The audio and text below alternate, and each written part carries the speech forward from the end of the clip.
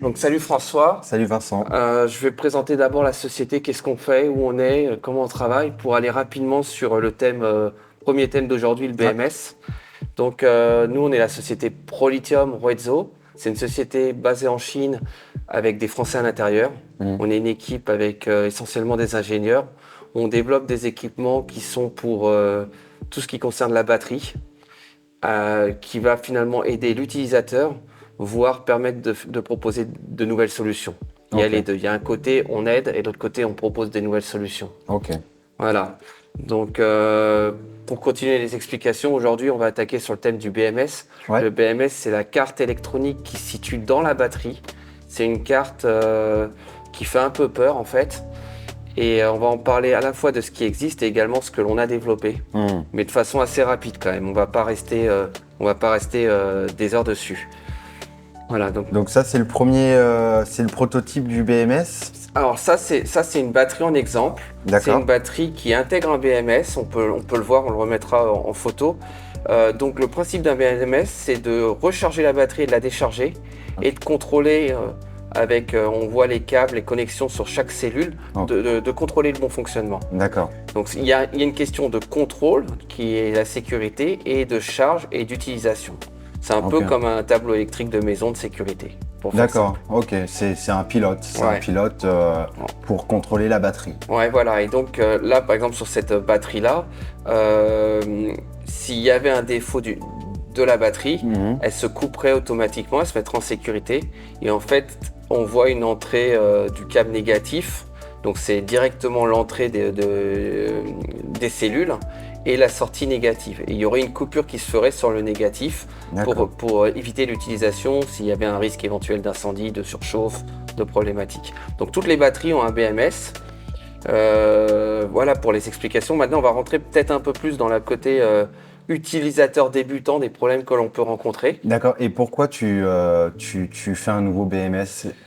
Ah, Qu'est-ce qu'il a de différent alors justement là, je vais pouvoir l'aborder sur le côté de l'utilisateur. Il faut bien détacher les utilisations. Il y a les utilisateurs experts Mhm. qui vont être dans le réemploi. On va partir de l'utilisateur débutant, Mhm. l'utilisateur expert. Quand Et tu dis expert, c'est professionnel, c'est ça? ouais, c'est ça. Ça va être et dans l'utilisateur débutant, c'est quelqu'un qui va vouloir faire sa batterie pour lui-même ou qui va Mhm. vouloir la réparer. D'accord. Dans l'utilisateur expert, on va être l'utilisateur qui va pourquoi pas récupérer une batterie provenant de voiture et Mhm. qui va décider, parce qu'elle est gratuite ou pas chère, de faire des panneaux solaires pour lui, pour la réutilisation à faible coût. Donc D'accord. quand on parle expert avec de la récupération, ça demande un niveau de compétence un peu plus élevé que si on partait d'une batterie Bien sûr. standard. Mhm. Parce que la réutilisation, ça te demande de prendre en considération les batteries que l'on a récupérées et de leur réelle capacité à Mhm. comment les réutiliser. Le BMS que tu es en train d'inventer, c'est une sorte de boîte automatique pour une voiture. Ouais, alors je vais expliquer le BMS que l'on a développé, c'est celui-là. Je vais expliquer la différence de ce que l'on achète actuellement sur le marché Ok. et ce que l'on propose. Il y a une assez grande différence. Donc pour l'utilisateur débutant, lui, il va avoir besoin d'avoir une connaissance niveau collège, série, parallèle, connecter les Mhm. plus et les moins. C'est des choses qu'on a un peu oubliées mais qui se rapprend très vite. En une demi-heure, on fait le tour. La seule difficulté qu'il a, l'utilisateur débutant, c'est que cette connaissance de base, Mhm. elle n'est pas suffisante parce que il va falloir choisir un BMS qui correspond à la batterie que l'on fait. Et là, ça D'accord. demande une connaissance Mhm. générale. Donc, le plus compliqué finalement n'est pas la batterie en soi à faire, mais c'est la connaissance générale pour choisir son BMS. Et Mhm. donc, tu me posais la question, quelle est la différence déjà entre notre BMS et un autre? Notre BMS, nous, il permet d'être utilisé pour toutes les sortes de batteries existantes sur le marché. D'accord. Ça n'existe pas. À l'heure actuelle, on choisit un BMS par rapport au type de batterie que l'on met. Mhm. Dans Ok. 80% des cas, quand on commence la première fois, on se trompe de BMS. On Mhm. achète un BMS et puis quand on veut le connecter, on se rend compte qu'on n'a pas acheté le bon, donc on D'accord. en rachète un autre. D'accord. Là, avec le nôtre, on peut aller dans tous les types de batteries.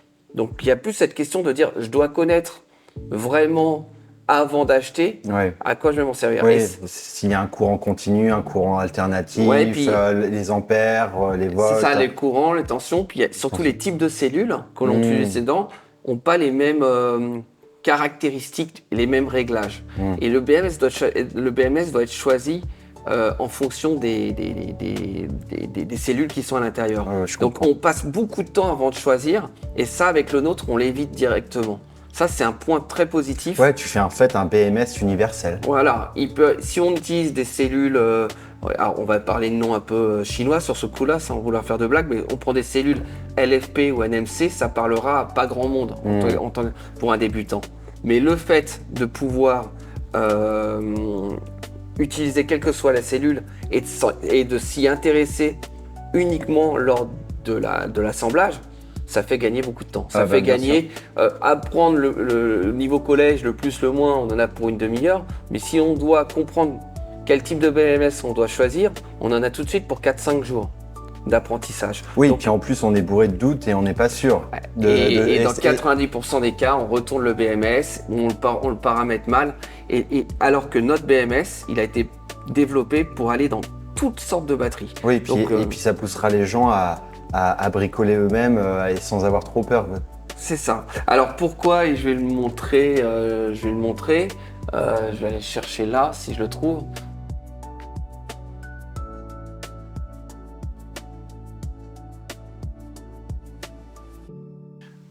La raison est simple, c'est que l'on a un écran TFT, Oui. on a un écran qui est connecté au BMS. Et dans l'écran, on paramètre tout ce que l'on a besoin. Alors aujourd'hui, on ne va pas l'allumer, sait pas le but, on n'est pas là pour faire un test de BMS, mais quelque part, ça permet de se rendre compte que grâce à un écran tactile, on sélectionne directement le type de batterie, donc on gagne aussi du temps sur le paramétrage, et ça permet d'aller beaucoup plus vite sans être un expert. Ouais, c'est une sorte, pas de smartphone, mais c'est... Exactement pareil, ça fonctionne pareil. Là aujourd'hui, on va pas passer trop de temps là-dessus parce que si on commence à rentrer dans le détail du paramétrage, on va faire toute la vidéo là-dessus parce qu'il y a vraiment plein de choses. Mais voilà, l'avantage de ce BMS, on voit bien la différence. Celui-là qui est dans la batterie, il est directement connecté, il n'y a rien d'autre, il n'y a pas d'écran. Là, on a un écran qui permet directement de tout paramétrer. C'est très pratique et ça fait gagner 4-5 jours et éviter les erreurs. Bien sûr. Ouais. Donc voilà, donc ça c'est pour la question d'utilisateur débutant. Maintenant, si on doit parler de l'utilisateur expert, l'expert, lui, va être intéressé par notre BMS pour une raison. C'est que, bon, d'une part, il peut travailler avec tout type de batterie. Donc, un expert, au lieu d'avoir 10 BMS en stock, 10 modèles différents, ou de devoir en acheter un, d'attendre 3 semaines, avec ce modèle-là, il va pouvoir tout faire. Et de l'autre, il a aussi une capacité qui est de pouvoir limiter, de pouvoir paramétrer les tensions et les courants beaucoup plus larges qu'un BMS standard. D'accord. Et donc, grâce à ça, il va pouvoir aller carrément dans le besoin qu'il a par rapport à la batterie qu'il utilise. On parlait tout à l'heure que utilisateur expert, on parlait de réutilisation de seconde vie, de second emploi d'une batterie. Grâce à ce BMS, il va pouvoir directement paramétrer avec la durée de vie restante de la batterie. Une batterie, ça s'épuise, et avec un BMS standard, on ne va pas pouvoir le prendre en considération. Avec notre BMS, on peut ajuster exactement. Tu paramètres tout ce que tu veux en fait. Ouais, et tu vas directement pouvoir paramétrer la vie réelle de ta batterie de seconde vie et elle va fonctionner à 100%. Ce qui n'est pas le cas de 80% des BMS, même quasiment tous. Ils vont pouvoir être réutilisés sur une batterie. Mais quand on va le réutiliser, il ne va pas prendre la réelle capacité de la batterie. Que le nôtre, il prendra tout le temps la capacité réelle. C'est très important parce que si une batterie, elle fait, on va rentrer de noms techniques, mais elle fait, on va dire, 1000 watts, et que derrière, on n'en exploite que 500 parce que le BMS, il est pas adapté, bah, on perd 2 fois l'autonomie de la batterie. Bien sûr. Et on réduit 2 fois aussi sa durée de vie. Ou le contraire, la batterie, c'est une batterie de 1000 watts et qu'elle est fatiguée, elle est vieille. Et finalement, sa capacité est de 700. Grâce à ton nouveau BMS, tu vas pouvoir avoir le potentiel max de cette batterie et paramétrer sa puissance entre guillemets de courant pour que ça dure le plus longtemps et que ça se décharge le moins. C'est ça. Ça permet de faire une gestion de la batterie comme il faut. C'est ça, c'est exactement ça. Ça permet de faire une bonne gestion de la batterie. C'est un énorme avantage d'avoir ce type de BMS. Il y a un dernier point qui est très important. Là, on a parlé d'utilisateurs débutants, utilisateurs professionnels, et il y a aussi les entrepreneurs. Les entrepreneurs, avec notre BMS, l'idée et le développement qu'on a donné à ce BMS, c'est de pouvoir, comme on parlait avec l'utilisateur professionnel, de faire du réemploi. Et donc avec ce seul BMS, on peut faire du réemploi, mais pour l'entrepreneur, en plus de pouvoir réutiliser une batterie, lui, ce qui va l'intéresser, c'est de la commercialiser. Et bien ce BMS, il a une fonction qui permet de calculer la puissance réelle de la batterie et donc la valeur de sa batterie. Quand on parle de puissance, c'est comme un kilowattomate, on parle d'un kilowatt, comme un kilowattomate, c'est des valeurs, des montants qu'on va donner par rapport à la puissance. Et donc ce BMS, il a la faculté de, quand on l'utilise dans une batterie qui vient d'une voiture par exemple, de pouvoir calculer et générer la vraie vie, quel est l'état de la batterie. Un peu comme un contrôle technique. Ouais, elle va avec le moteur. Elle va tout analyser, elle va dire cette batterie, aujourd'hui, elle a encore 80% de vie, elle a encore 90%. Il va pouvoir tout faire directement et ce qu'on appelle nous régénérer la batterie, reparamétrer l'ensemble avec les données qu'il aura vues. Alors, pour faire simple, comment ça fonctionne, c'est assez simple. Il va charger complètement la batterie, le BMS, il va la décharger complètement, il va la recharger. Et il va regarder les analyses et il va dire cette batterie, elle est très vieille, elle est exploitable, elle n'est pas exploitable. Si le BMS se rend compte que la batterie est trop vieille, plus bonne, il va se mettre en sécurité. S'il se rend compte que la batterie provenant de la voiture, elle a encore une vie de 80%, il va reparamétrer l'ensemble automatiquement pour le réutiliser et on va repartir d'un 80% à 100%. Il va reprendre les valeurs restantes de la batterie. Par exemple, si la batterie elle était de 10 quand elle était neuve, elle est de 8 quand on la récupère d'une voiture. Lui, il va reconsidérer que le 8, c'est le 100%. Il va mettre 8 qui devient 10. Et il va repartir sur une base saine. Et ces analyses-là, pour la personne qui entreprend de refaire des batteries, il va pouvoir tout de suite directement donner le prix, la valeur de la batterie par rapport à son état. Parce que ce qui se passe pour les professionnels aujourd'hui, c'est que quand ils reconditionnent les batteries pour revendre, ils ne sont pas capables de dire si la batterie elle est vieille ou pas vieille. Et juridiquement, ça pose un problème. Parce que quand on vend quelque chose, on doit donner l'état. Et donc, ils font appel à des tests, à des laboratoires. Alors, du coup, ils envoient leur batterie, ils font des tests, ils ont les certificats pour pouvoir revendre. Ce qui rajoute des coûts énormes, 150, 200 euros par batterie. C'est le prix du BMS, etc. Et finalement, écologiquement, c'est mauvais parce que des batteries, des vieilles batteries, si ça coûte 150 euros ou 200 euros pour la vérifier. Ça devient pas rentable. Puis du coup, en temps passé pour l'entrepreneur, les risques de transport. C'est ça. Là, avec ça, il peut directement, il prend une photo, il prend une analyse, il prend l'état de la batterie. Et avec ça, il peut directement valoriser la batterie. Du coup, ton BMS a vraiment un impact écologique sur le monde de la batterie. Ouais, c'est ça. Pour l'entrepreneur, il peut récupérer dans tous les magasins des batteries. Il prend notre BMS, il le réinstalle avec les nouvelles batteries, avec les batteries récupérées, et il peut en faire une activité. Et il a besoin d'avoir qu'un seul BMS. C'est ça l'avantage, c'est qu'il n'a pas besoin d'en avoir 10 000. Et il n'a pas besoin de connaître quand il va récupérer une batterie, quel format de batterie il va récupérer. J'imagine que ça fonctionne avec toutes les marques en plus. Avec tout. On peut faire avec toutes les batteries et c'est un avantage énorme. Complètement. On parle souvent d'entrepreneuriat, il y a une activité qui est... Grâce à ce BMS, on a une activité qui est très facile où on peut réutiliser, on peut faire sans problème des nouvelles batteries. Avec très peu de stock, pas très cher. Ouais, parce que tu vois, j'imagine tout de suite, par exemple...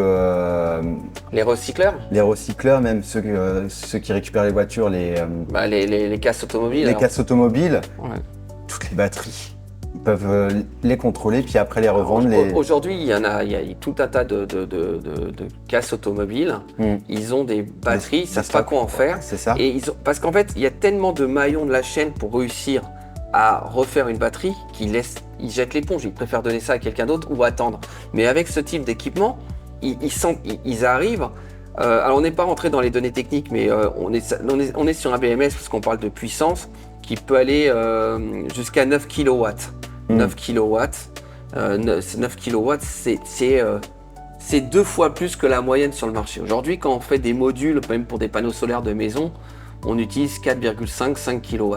Là, on est quasiment à 10 kW. On est à le double de puissance que le marché moyen actuel. D'accord. Donc, on est sur un BMS qui est capable de tout faire.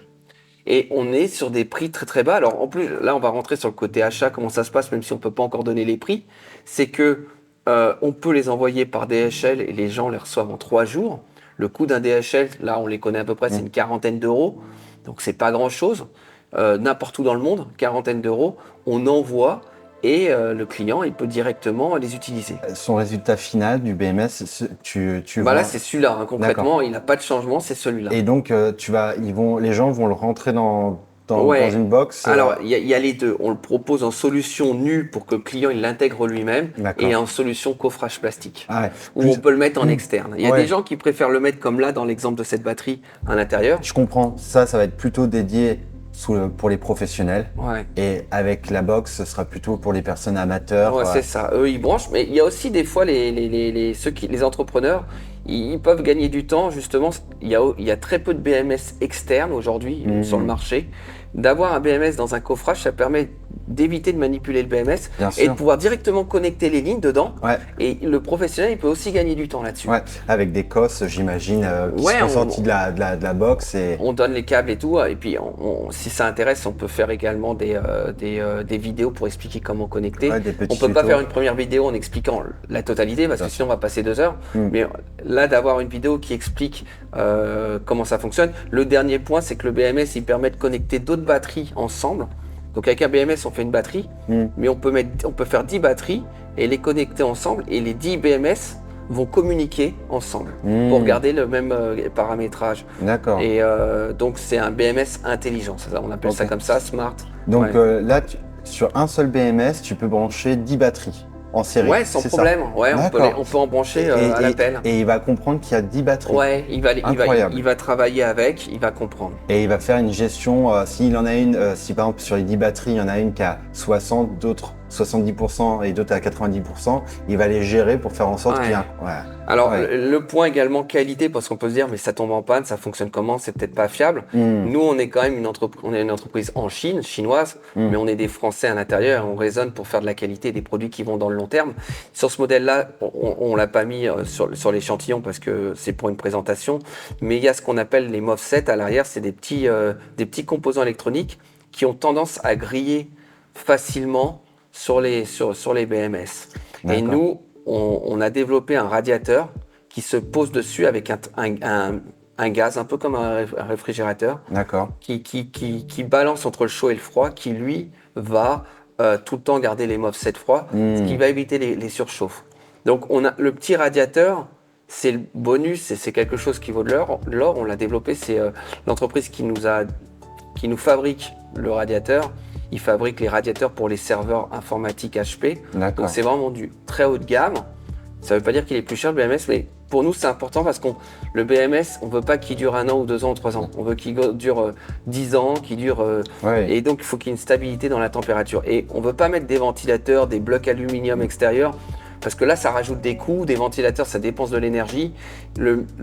Il vaut mieux faire un module, un radiateur intelligent. Tu as pris le problème dès la source et tu n'as pas rajouté des éléments pour tu as fait une conception comme un iPhone. C'est ça. Un iPhone, il sait que ça surchauffe par moment. Donc il a conçu le téléphone pour pas qu'il y ait un ventilateur. C'est ça, c'est exactement ça.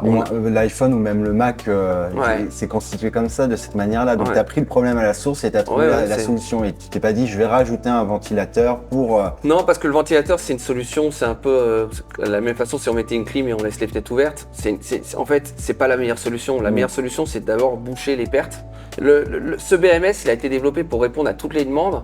Et le BMS en soi, par rapport au prix de la batterie, c'est très peu cher, ça vaut pas grand chose. Donc la question de se dire, mais quel est l'intérêt de... Parce que ce BMS, il est pas dans les premiers prix, c'est évident. Bien sûr. Se dire quel est l'intérêt d'économiser 40, 30 euros par rapport à notre BMS si on gagne du temps, on gagne du stock et il répond à toutes les demandes, il n'y a pas photo. Et puis tu conçois le produit pour qu'il dure une dizaine d'années. Bon, c'est ça, c'est sans fin. Ça, c'est une. Puis il peut même être réutilisé, c'est-à-dire que quand la batterie est morte, on peut le ressortir, le brancher sur une nouvelle batterie. C'est un BMS qui va actuellement, quand le BMS il est foutu dans une batterie, et ça arrive souvent, qu'est-ce qui se passe? Le client, il jette la batterie à la poubelle. J'ai pas parlé d'un dernier point qui est très important, et ça, c'est le bonus de ce BMS. Quand une personne garde sa batterie de vélo, de scooter, peu importe, longtemps dans un endroit sans la recharger, quand il revient de vacances ou peu importe, il veut la brancher, et là, qu'est-ce qui se passe? La batterie, elle fonctionne plus. Et bien, ce BMS, il régénère la batterie. C'est-à-dire que pour tous les gens qui ont rencontré ce problème-là d'avoir une batterie qui ne fonctionne plus quand on revient de voyage ou qu'on n'a pas utilisé pendant l'hiver, et ben ce BMS, il est capable de ce que nous on appelle réveiller. Il réveille la batterie. On est les seuls à proposer ça, le réveil de la batterie. Alors en plus, il y a quand même un prix, c'est que ça coûte moins cher. Nous, on fabrique, on est les développeurs de ce BMS. On est les développeurs. Donc on maîtrise la production, on fait notre production, on fait le développement. On a des prix qui sont très bas. Il n'y a pas d'intermédiaire. Ta société est basée à Huizhou, qui est juste à côté de la capitale de la technologie et des circuits en Chine, qui est Shenzhen. Ouais, c'est ça. Donc, tu as toutes les usines à proximité, donc tu peux vraiment surveiller de A à Z ton produit, qu'il soit bien produit. C'est surtout pour les composants électroniques. D'ailleurs, j'ai pas montré la photo, mais on voit bien le BMS qui est sur la photo. Tous les composants électroniques, enfin 80% sont faits en Chine, en Asie, et donc d'être sur place.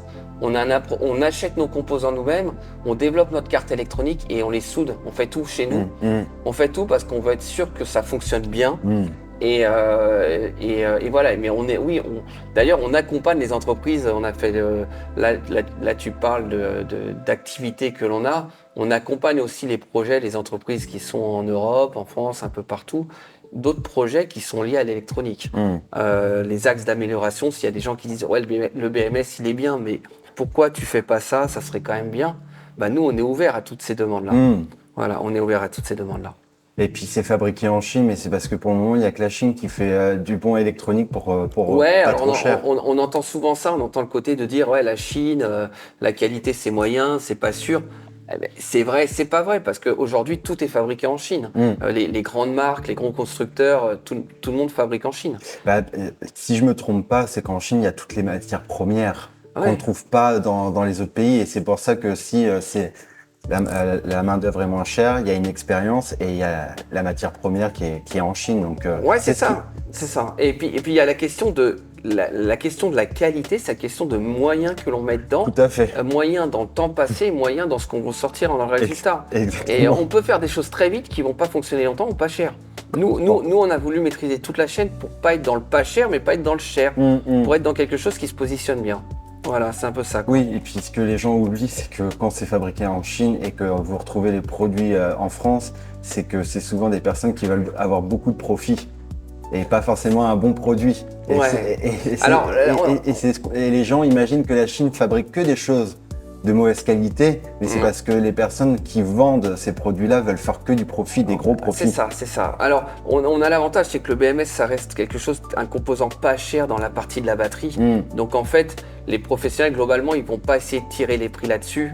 Mais c'est vrai que on a parlé de tout l'intérêt qu'il y a de travailler avec notre BMS, c'est que le BMS, il va répondre à toutes les demandes. Et un argument qui est vraiment très important, même commercial, c'est de dire, votre batterie, elle est restée 6 mois dans votre garage, elle va à la poubelle si vous la branchez avec un autre BMS. Avec le nôtre, vous pouvez la recharger. Et ça change complètement la donne. Complètement.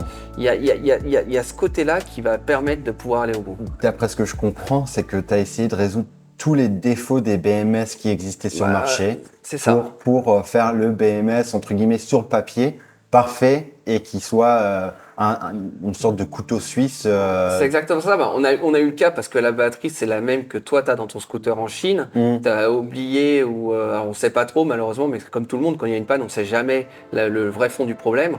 Mais la batterie, quoi qu'il en soit, elle était en dessous de la charge qu'elle devait être. Bon, je te l'ai changé la batterie parce qu'il n'y avait pas mon BMS à l'intérieur. C'est une batterie que l'on avait avant. C'est pour ça qu'on l'a développée maintenant. Mais on l'a changé. Pourquoi je t'ai changé ta batterie? C'est que pour pouvoir la faire repartir, il faut l'ouvrir comme là. Il faut sauter le pont, en fait, qui met la sécurité. Donc, d'une part, on prend des risques. Ça veut dire que pendant 6 heures, on doit rester devant pour regarder qu'il n'y ait pas un incendie. Et on prend vraiment des risques importants. Après, il faut avoir l'équipement en charge qui permettent de contrôler et de recharger. Donc c'est tout un tas d'équipements que l'on a autour. Et du coup, c'est plus simple que je te redonnais une nouvelle batterie. Mais s'il y avait ce BMS à l'intérieur, il n'y aurait pas eu ce problème. En 2 minutes, je t'aurais dit tu fais ça et ça fonctionnait très bien. Oui, et puis en plus de ça, ça change complètement. Alors là, l'écran, en effet, sur le coffrage, quand il est dans le coffrage plastique, l'écran est au-dessus. Là, je le montre un petit peu. L'écran, on le développe. La circuit électronique, on le développe chez nous aussi. On développe tout. Nos ingénieurs, ils sont dans différents domaines. Il y a le logiciel, il y a le design du circuit électronique, le dessin du circuit électronique, et il y a le choix des composants. On a 3 types d'ingénieurs. Mais on développe tout ici, et ça permet d'avoir un résultat qui tourne bien. Donc on développe l'ensemble, et on est capable de répondre à toutes les demandes. Donc on a des prix pour les utilisateurs débutants, on a des prix pour les professionnels, et on a des prix également pour les revendeurs, enfin voilà, les gens, je ne trouve plus le mot, les gens qui veulent entreprendre, voilà, les entrepreneurs. Donc on a des prix différents et par exemple si vous en prenez 10, les cartes comme ça pèse pas lourd dans un colis. On les envoie par DHL, ça met 3 jours, c'est plus vite qu'un Colissimo par exemple, c'est ça qui est dingue.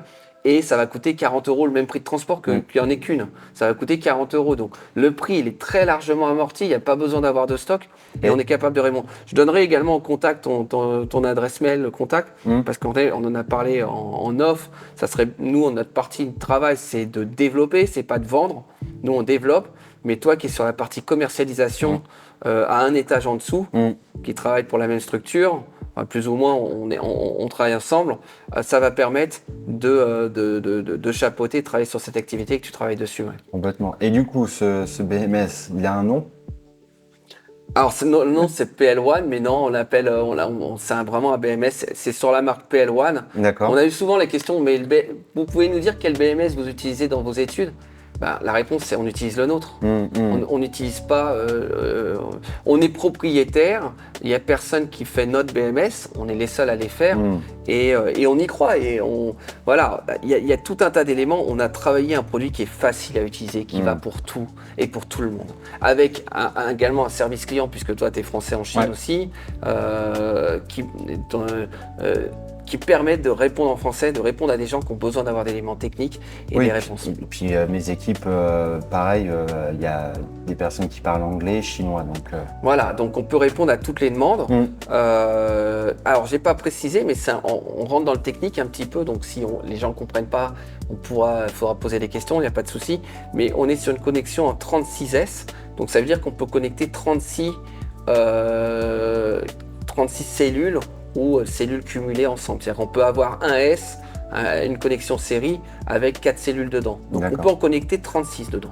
Donc c'est vraiment beaucoup. Honnêtement, là, sur là, on doit être sur une connexion 16S. On est sur 16 et pourtant c'est une batterie qui est grosse. C'est du 72 volts, 40 kW. Ça veut dire que ça fait 3000 watts. C'est déjà balèze. Voilà, c'est quand même des trucs assez importants. Donc là, on est 36S. 36S, on s'adresse déjà, on peut faire de la batterie de voiture avec ça, sans problème. Batterie de voiture, on prend une batterie de voiture qui fait 50 kW.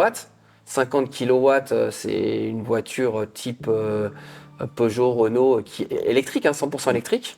Ou plus qu'une rechargeable déjà. Et on prend toutes les batteries à l'intérieur. On en connecte 5, du coup, 5 batteries avec les connexions, comme j'expliquais tout à l'heure, 5 avec 5 BMS. Et on a refait une batterie pour 50 kW, on peut alimenter 10 maisons. Donc, il y a de quoi entreprendre. Puis après, c'est valable. J'en ai parlé l'autre fois, mais tu n'étais pas là en réunion avec un entrepreneur. Notre but aussi, c'est d'accompagner les agriculteurs, les PME. Les batteries qui peuvent aller à la poubelle, aujourd'hui, ils les récupèrent gratuitement. Ils utilisent ce BMS. Ils se mettent avec des panneaux solaires complètement indépendants. Et c'est l'avantage. Et aussi bien pour les entrepreneurs qui veulent les accompagner que les gens qui veulent eux-mêmes. Mais on est capable aujourd'hui, avec un BMS comme ça, de récupérer n'importe quelle voiture qui s'est mise en défaut parce que la batterie elle est trop vieille. Sur le solaire, on s'en fout que ça prenne... que la batterie elle ait perdu 20% sur le solaire, on n'en a rien à faire. C'est une question de place. C'est-à-dire qu'on doit remettre 20% pour retourner au même truc, on s'en fout. On perd de la place, mais sur un champ, sur 1 hectare, 2, ou peu importe, on n'a rien à faire. Mais de pouvoir accompagner les entreprises qui veulent passer sur de l'énergie de l'indépendance, c'est la solution. Et l'idée, elle est là à la base.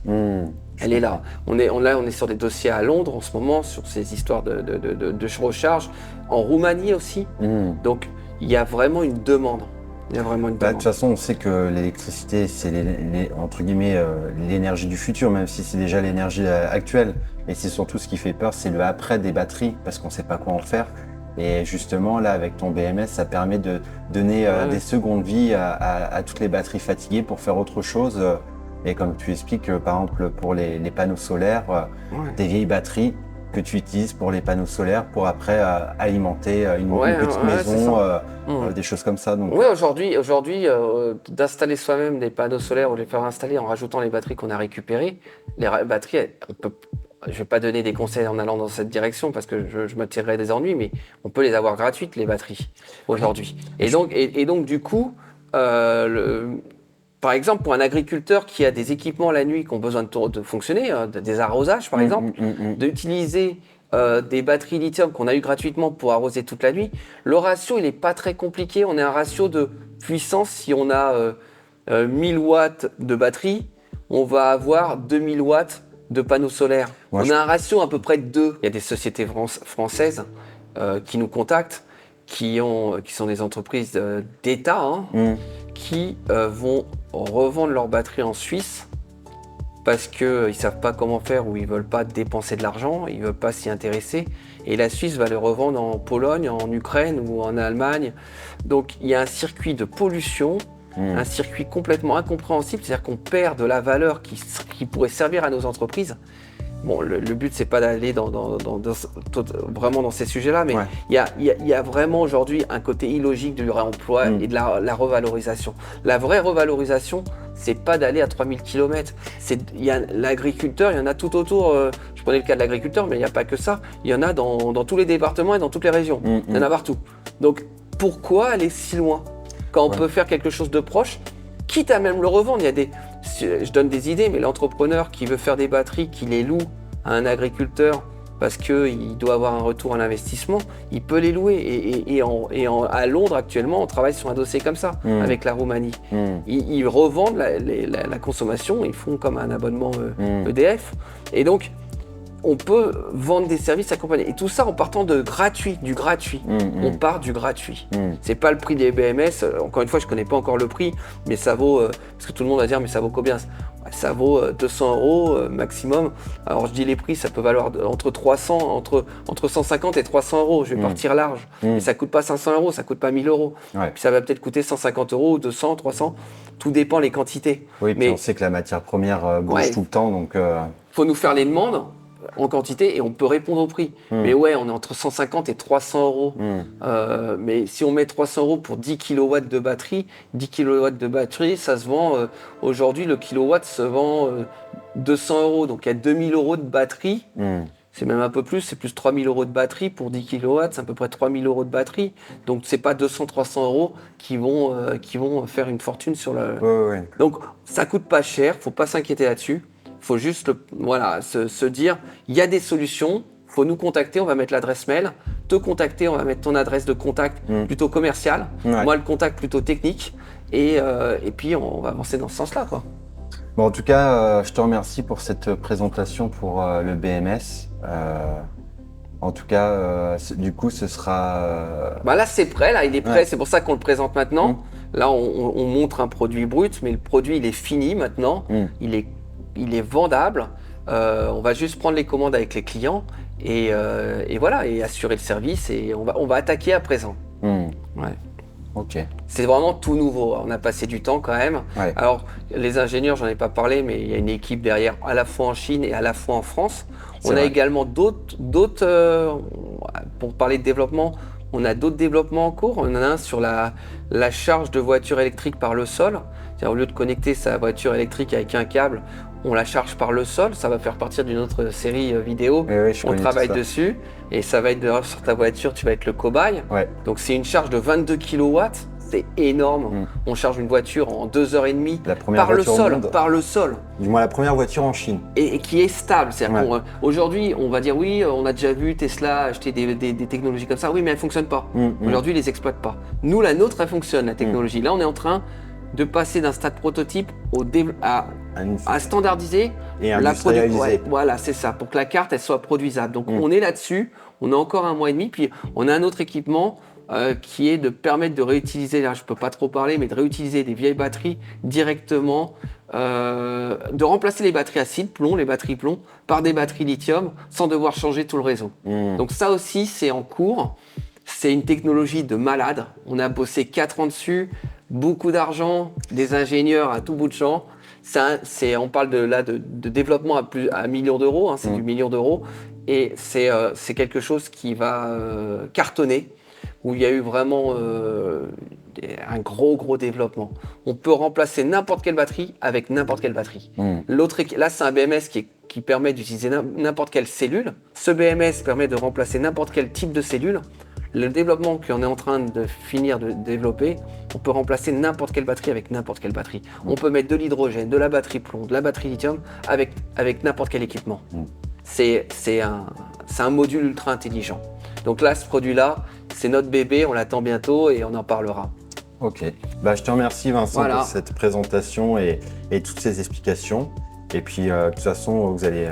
On va continuer les vidéos, on va en faire d'autres. C'est ça. Les gens qui veulent venir nous voir en Chine aussi, moi j'ai toujours... on a eu, il y a peu de temps, il y a eu des personnes qui sont venues nous voir, des Français, qui veulent venir voir, qui veulent avancer dans des projets chez nous.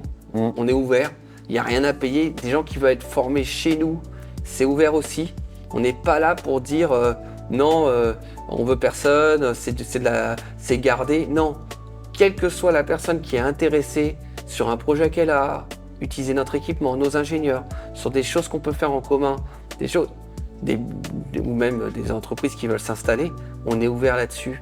Parce que c'est une passion, on aime développer, on aime avancer, c'est une passion.